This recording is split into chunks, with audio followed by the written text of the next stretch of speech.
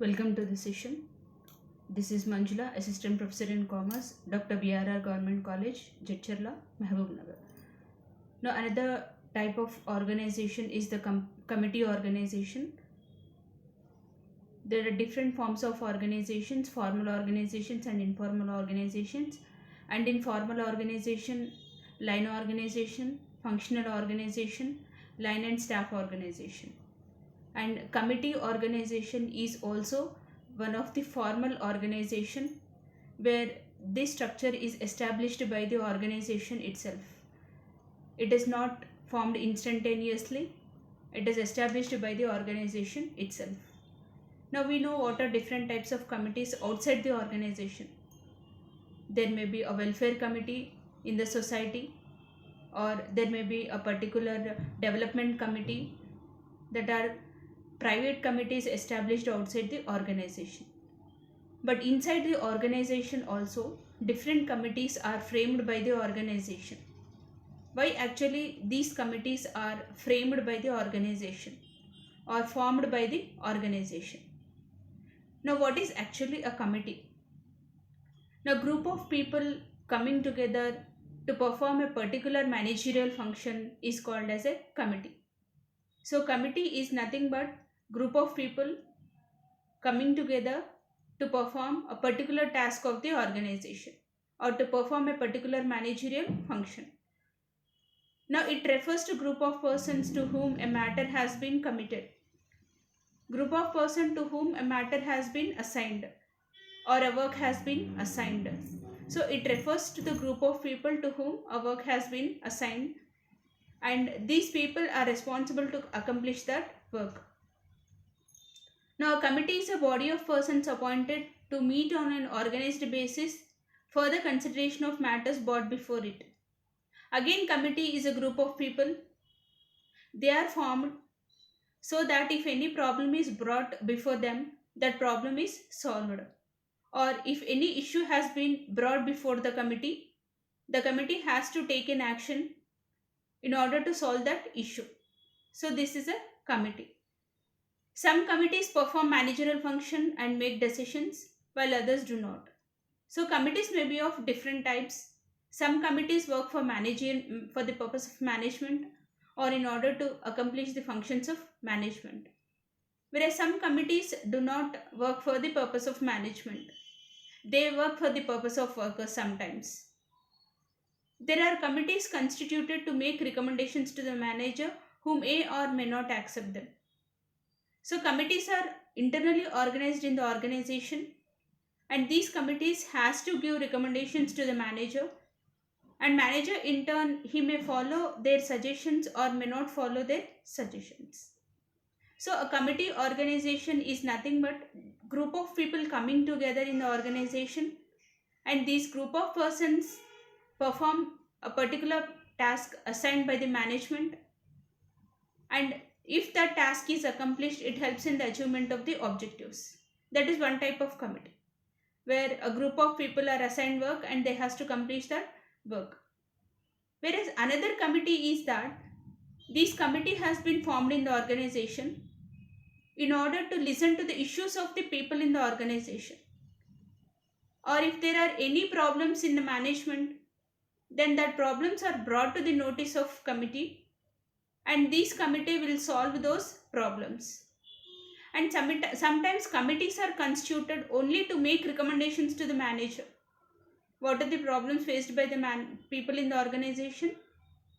And these committee people will make their suggestions to the manager. So a manager may follow or may not follow their suggestions. So committees work in different ways in the organizations. But these are formally established by the organization itself. These are not informally established. They are formally established in the organization. Now, organization chart, if we see in case of committees, first is the partner countries. There is different countries. There is a monitoring committee. This committee will monitor the countries, and this committee will have a certifying authority, managing authority, and national contact portals will be there. Now, what are the advantages of committees in the organization? If there is a group of people coming together and they are forming into a committee, what are the advantages? Take, for example, Labor Union Committee, Quality Control Committee, or Human Resources Committee, Staffing Committee. These are different types of committees in the organization. First advantage is integrated group knowledge and judgment. Now, committees helps in pooling the knowledge of all the people in the committee. Now, for example, if there is a staffing committee, the staffing committee main aim is to recruit people who are efficient and who are useful for the organization. Now the members in the staffing committee will analyze the skills which are useful for the employees, and accordingly they take up the recruitment process. So all these people come together, share their knowledge, and this pooling of knowledge help them to attain a perfect judgment. So that is first advantage, integrated group knowledge and judgment. Next, second advantage is representation of different interest groups. Now, committee is basically formed so that people in the organization may not have that courage to express their opinion directly to the management. So, in turn, these people will be representing their opinion to the committees, and the committees will in turn communicate this information to the top management. So, these committee members are representing the different interest groups in the organization. So, people cannot directly contact with the top management. Instead, committees acting as a mediator between the workers and the top management. That is second advantage. Third one is coordination of plans and policies. Now, plans are framed by the organization. If plans are properly framed, then they has to be executed. Unless they are executed, it is not possible to achieve the objectives. And policies framed by the organization are to be communicated to the people in the organization. So, whatever the plans that are made and whatever the policies that are framed, there should be a coordination between the plans and policies. Committee structure helps in the coordination of both plans and policies, because these people will intimate the plans of the organization to the people under the subordinates and policies framed, and it helps in coordination between the two. Next, wider participation and motivation. Now, people, once they represent their feelings to the committee members helps in solving the problems and issues. Now, this increases a sense of participation among the subordinates. Subordinates feel that their ideas are considered and they take a much interest in working in the organization. And they feel motivated because they are considered by the top management. Their feelings are given due importance by the top management. So it increases motivation among the employees, and participation is much accepted in the organization. Next, improved communication. Now, if there are committees in the organization, people can communicate with each other. Unless there are no committees, it is difficult for the subordinates to communicate directly with the superiors or the top management. So, committees helps in improving communication between the top management and the subordinates. Next, a trained group of executives. Now, committee people are always those people who are well trained in the organization. These executives have efficient knowledge. The committee people who are executives are having efficient knowledge in dealing with the people. So, there is a great scope for coordination between the people in the organization. So, these are the advantages of committee structure in the organization. integrated group knowledge and judgment, representation of different interest groups, coordination of plans and policies, wider participation and motivation, improved communication, training ground for executives. Now, instead, there are certain disadvantages of committees also if there is a committee structure in the organization. High cost of committees. Now, if committees are established in the organization, whatever I said, it is a staffing committee or human resources committee or production committee, quality control committee, if such committees are established in the organization, it requires efficient staff to be employed, efficient executives are to be employed. Now, if such people are employed in the organization, then they demand higher salaries. Now, it is a costly affair for the organization to employ executives in different committees.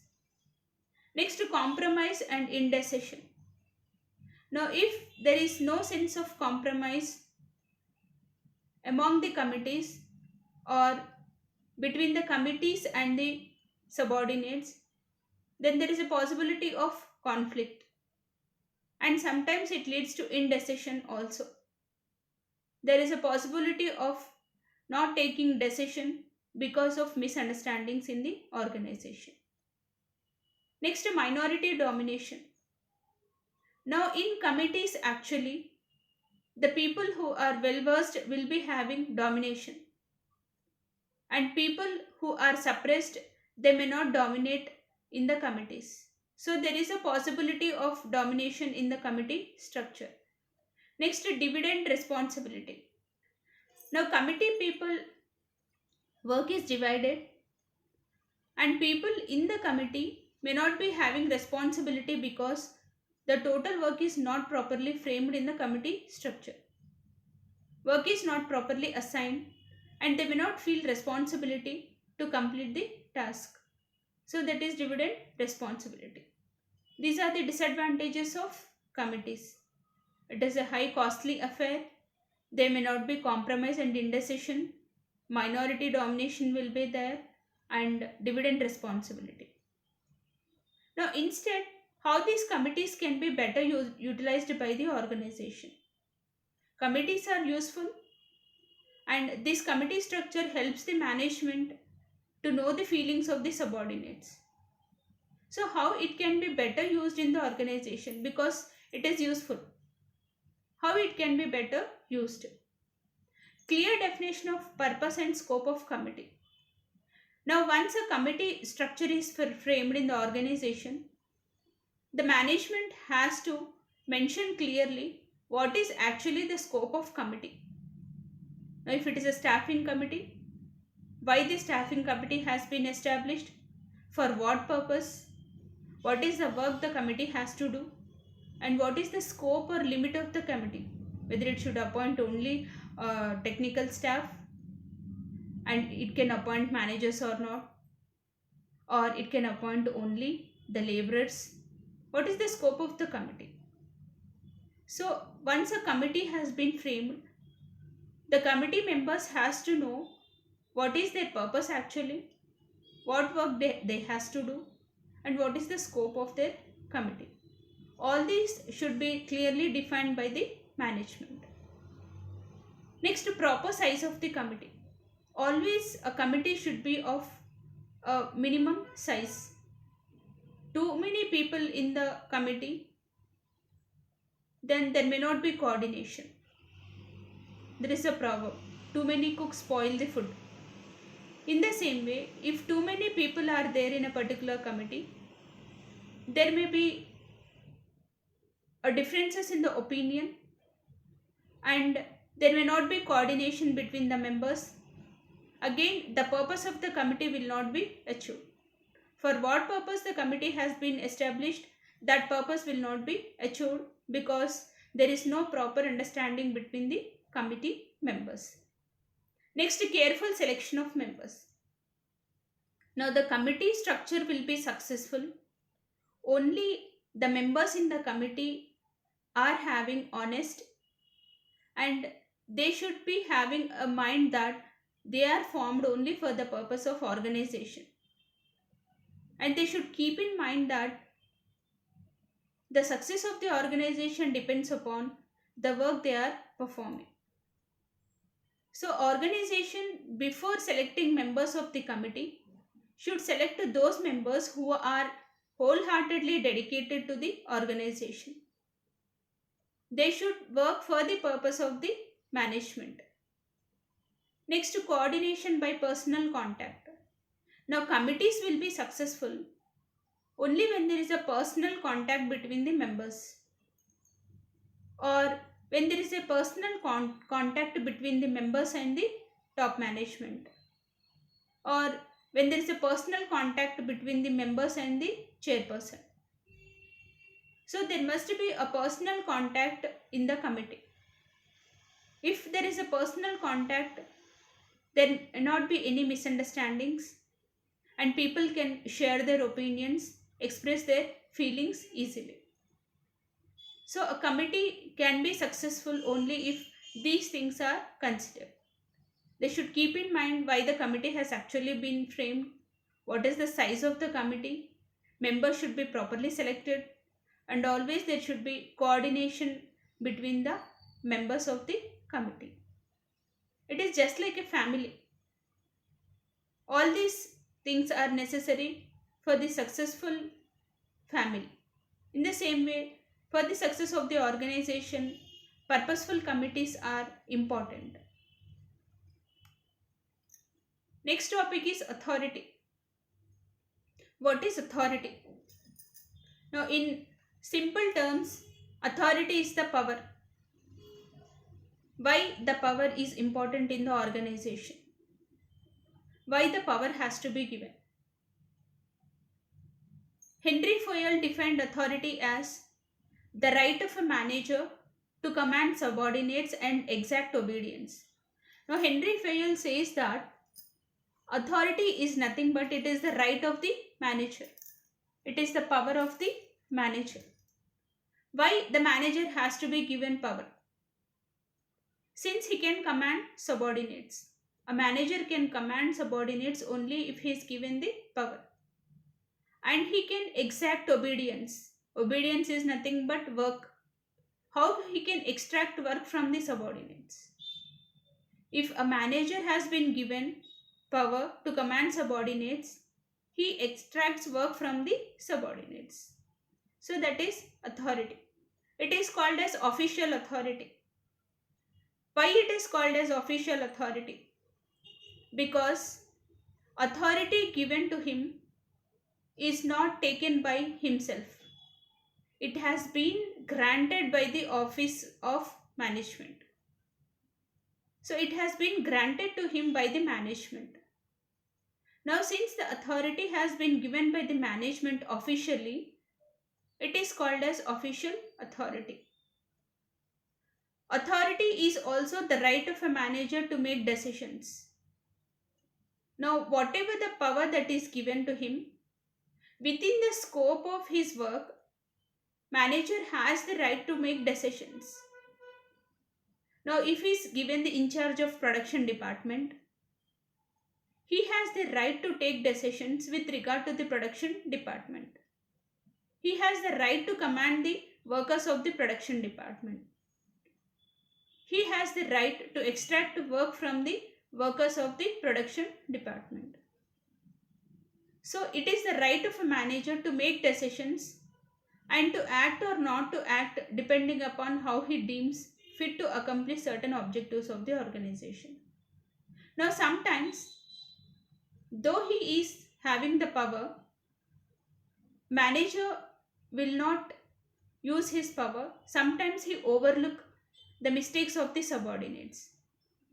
Now, why he is doing in such a way? Because if mistakes are minor, then manager need not take action on the subordinates. He can overlook. That depends upon his interest. If mistakes are major, then he cannot overlook. He has to take action on subordinates in order to accomplish the objectives of the organization. So, a manager, before using his power, will see whether the situation demands the use of his power, or whether the situation demands that his power should not be used. So, on the basis of the circumstances in the organization, manager has to use his authority, that is official authority. But a person may have the ability to influence the behavior of other people in the organization. That is, because of his skills, a person may influence the behavior of other people in the organization. That is known as his own personal authority. Personally, he is having the power to influence the behavior of subordinates.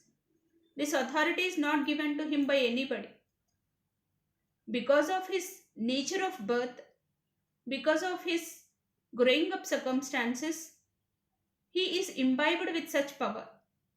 That is called as his personal authority. Now, a manager, since he is having the total power in his hands, a production manager or a finance manager or a marketing manager, these people having authority or power in their hands, the total work of that particular department or section cannot be done by himself. He has to take the help of the workers under him. So, in such a case, a manager has to delegate some of the authority to the subordinates. Now, for example, the total authority of the college is with the principal. Now, this principal delegates some of the authorities to the department heads. Though total authority is with the principal, this principal cannot control the total college if the total power is with him. He has to delegate some of the powers to the heads, so that heads in turn are responsible to look after their departments. So, in the same way, the top management, though having total powers in the organization, this top management delegates some of the authority to the departments, and these departments in turn delegates authority to the supervisors, and supervisors are responsible to extract work from the subordinates. So, authority delegation is the key to organization. Authority has to be delegated, and it is the key for the success of the organization. Now, no organization is possible without delegation. If authority is not delegated, then there is no organization. And if authority is not delegated, it is assumed that there are no subordinates, only single person doing the work. But is it possible for a single person to do the whole work? No. So, if authority is not delegated, there is no organization. And if authority is not delegated, it is nothing but there are no subordinates. If there are no subordinates, then single person doing the total work. Is it possible for the single person to do the work? No, it is not possible. So, the circle says that delegation is important in the organization for the purpose of accomplishing objectives. So, delegation is thus an essential process. When the manager delegates authority, he creates subordinates positions and thereby makes the organization possible. So, if a manager is delegating authority, then there are subordinates creating subordinates, so that it makes the organization possible to achieve the objectives. So, this is authority classified into two: official authority and personal authority. Official authority is the authority given to the manager from his superiors. Personal authority is the authority which is imbibed by his personal nature. It is not delegated to him by anybody. He is able to influence the behavior of his subordinates. He is able to influence the behavior of other people in the organization. This is his own personal quality. So, this is personal authority. Now, what are the elements in delegation? Different elements in delegation. responsibility, authority, and accountability. Delegation involves authority is to be delegated, responsibility cannot be delegated. Once authority is delegated, it is nothing but it is implied that people are responsible. Accountability is answerability. Now, people, once authority is delegated regarding a particular work, they are responsible for accomplishing that work. And if that work is not accomplished, they are answerable to the top management. That is accountability. So, every manager, before delegating or if he is delegating any authority, it consists of three elements. Delegation consists of three elements: authority, responsibility, and accountability. Unless these three elements are present, it is not a delegation. Now, what are the elements of delegation? Important elements of delegation. Assignment of duties. Delegation is nothing but giving, or it is nothing but transferring. So, transferring duties to the subordinates. Delegation is nothing but duties are to be given to the subordinates. Duties are to be assigned to the people in the organization. Next, grant of authority. Now, once the work is delegated or once the duties are given to the subordinates, they has to be given the authority for doing that work. Now, if I am given a task of producing 100 units, that is delegation of work. 100 units are to be produced by me. Now, what is the authority for me? For the producing 100 units, what are the ingredients that are useful? That ingredients are to be used by me. It is my authority to use all the ingredients necessary for producing 100 units. So, I am having power to use all the ingredients necessary for producing 100 units. So, it is grant of authority. Next, creation of responsibility. Now, a task is assigned to me to produce 100 units.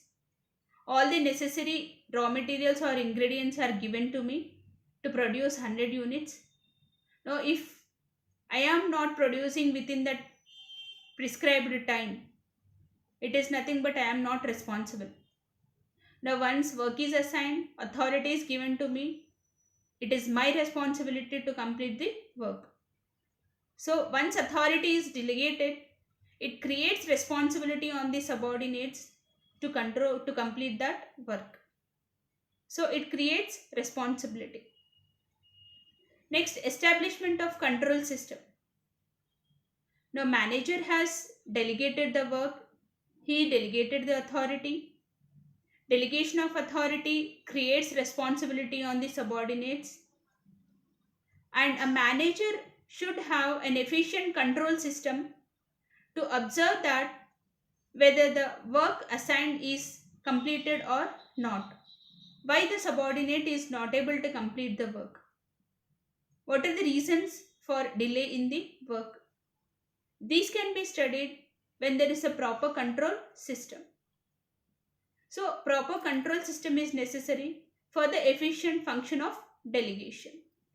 These are important elements of delegation: assignment of duties, grant of authority, creation of responsibility, and establishment of proper control system. Now, what are the principles of delegation? What are the principles to be followed while a work is assigned or authority is delegated? Unity of command. Now, Henry Fayol 14 principles include this principle, unity of command. Unity of command is a subordinate has to receive instructions only from one superior. The superior who is delegating authority and the superior who is having command on the subordinates, he has to give instructions to the subordinates. And this person is in turn answerable to only that superior who is commanding him. Next, delegation by results expected. Now, when delegating authority, delegation should be done on the basis of the results expected. Now, if you are expecting that this person can produce only 25 units, you have to give him only 25 units but not 50 units of production, because he is not having that capacity to produce 50 units. He can produce only 25 units. So delegation should be done on the basis of the results expected. Next, parity of authority and responsibility. Now, while delegating, a manager has to see that there is a balance between authority and responsibility.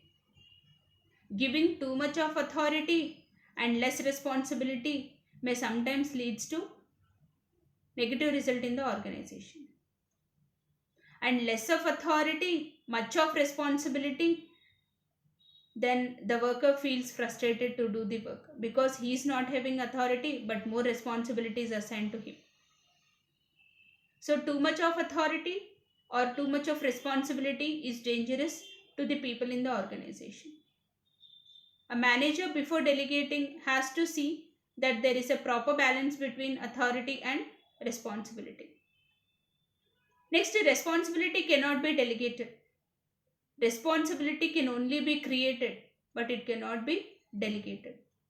If you are delegating authority, it is implied that that person who is taking the authority, he is responsible for doing that work.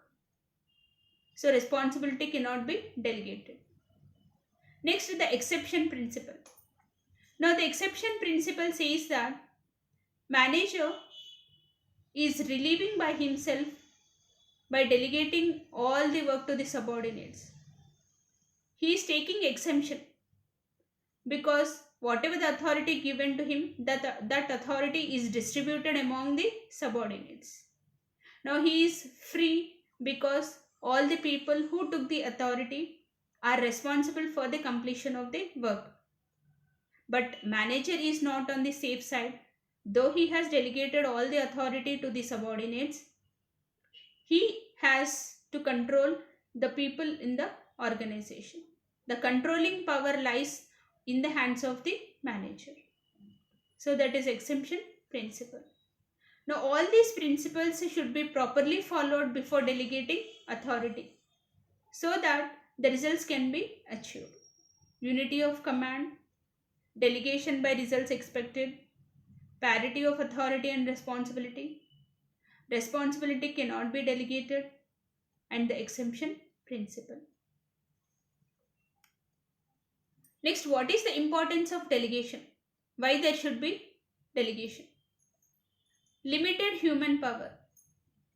Now, people in the organization are limited, and every person in the organization has limited capacity to do the work. All the people cannot do all the works. Some people are efficient in doing some type of work. Now, on the basis of the skills of people, on the basis of the efficiency of the people, the work is delegated because human power is limited. Next, limited time. Now, time with the organization is also limited. If people are not employed, then single person has to do the work. One person doing the work is tedious and he takes lot of time and it is impossible also. So because of constraints of time and human power, work is delegated to the subordinates. Next, increase in activities. Why delegation is important? Because of increase in the activities. The best example is the house where if mother is an employee, then the work is distributed among the family members. Since she is an employee, she can't do all the works in the house.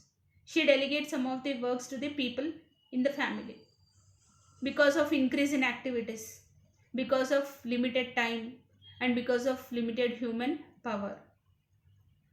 Next, why the work is delegated? Because of increase in the staff. Now, organization is employing lot of people, and these people has to be given work. Everybody has to know what the work they has to perform.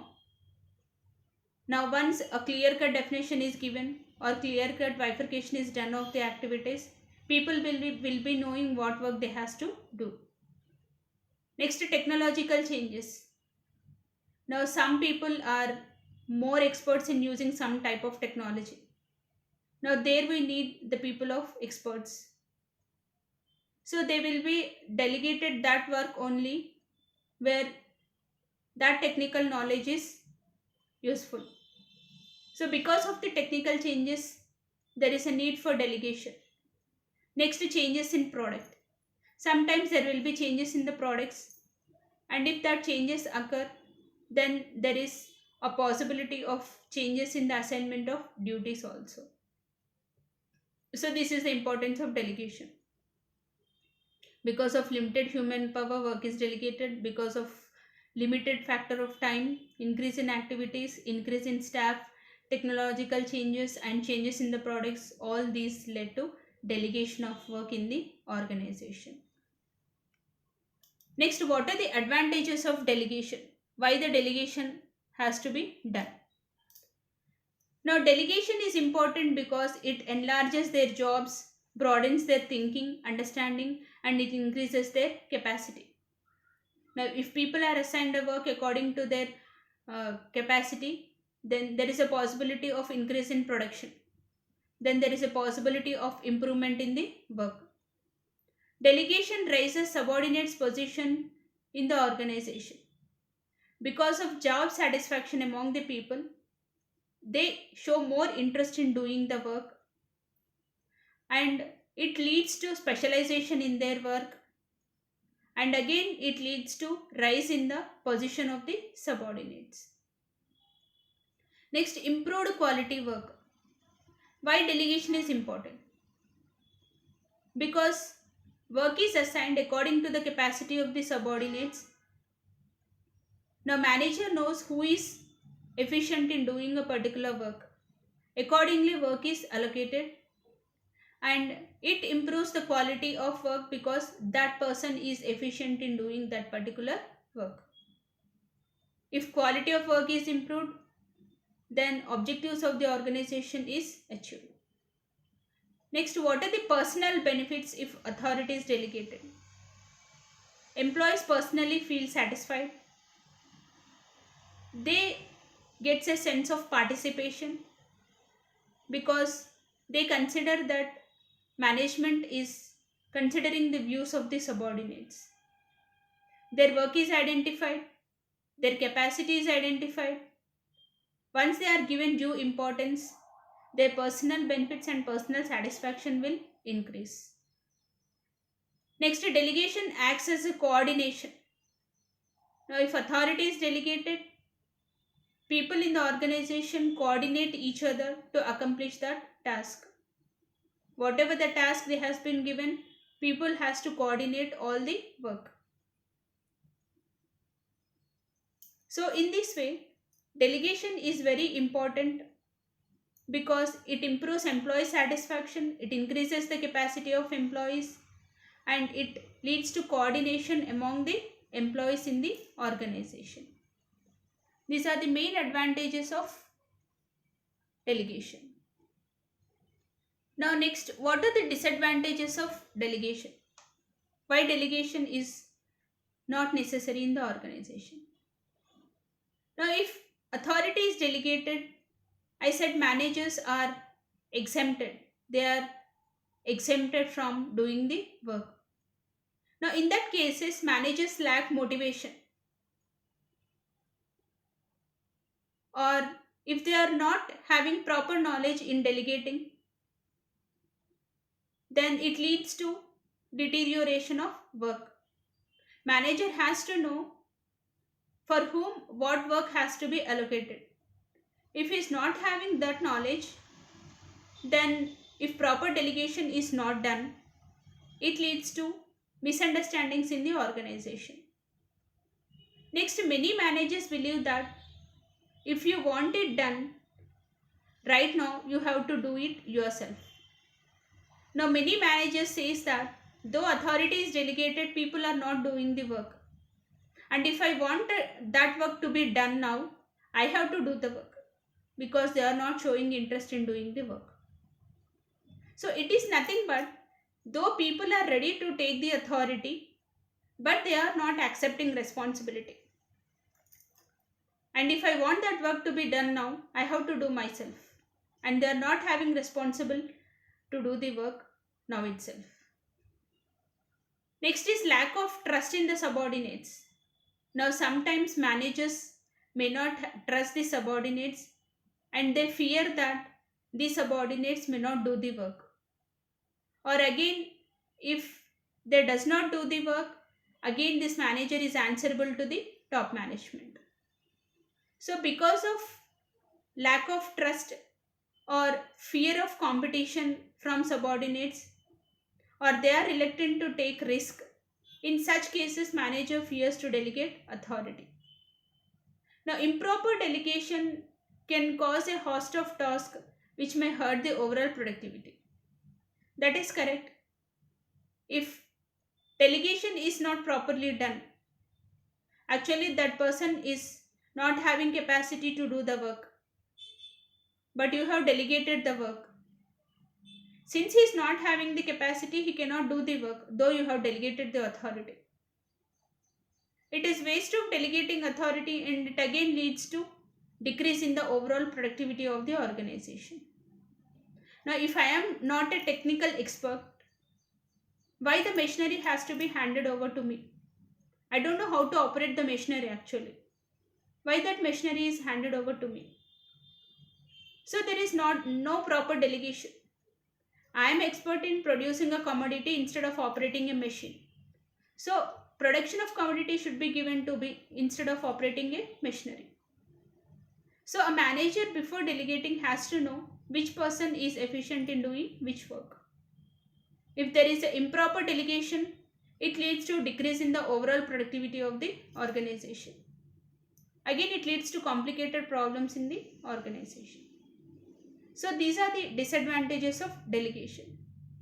But if we see, there are maximum advantages in delegation, and if there are disadvantages also, delegation has to be used in the organization because a single person cannot do the work. And while delegating authority or while delegating work, a manager has to know how the work has to be delegated and how this task has to be accomplished. And he has to guide the subordinate while delegating all the work. Thank you.